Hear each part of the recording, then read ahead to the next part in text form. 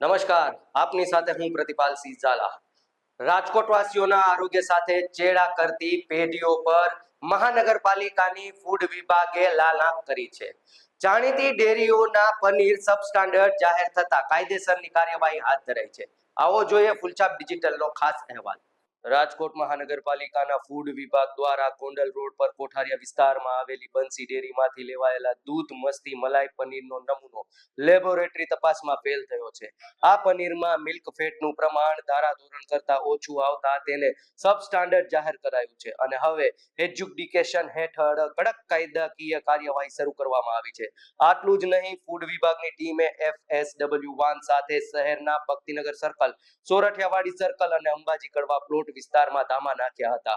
અહીં ખાણીપીણીના કુલ 18 ધંધાર્થીઓની આકસ્મિક ચકાસણી કરવામાં આવી હતી, જેમાં રાધિકા રેસ્ટોરન્ટ, ગુરુ નાનક સીઝન ગોલા, દ્વારિકાધીશ સીઝન સ્ટોર અને નીલકંઠ આઈસ ડીશ લાયસન્સ બાબતે કડક સૂચના આપવામાં આવી છે.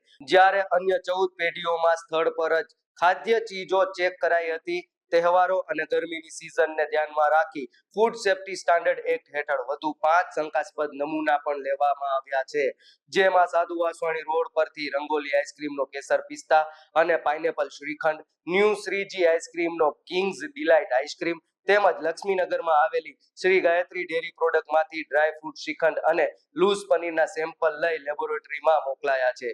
ફૂડ વિભાગની આ કડક ઝુંબેશથી ભેળસેળિયા તત્વોમાં ફફડાટ વ્યાપી ગયો છે.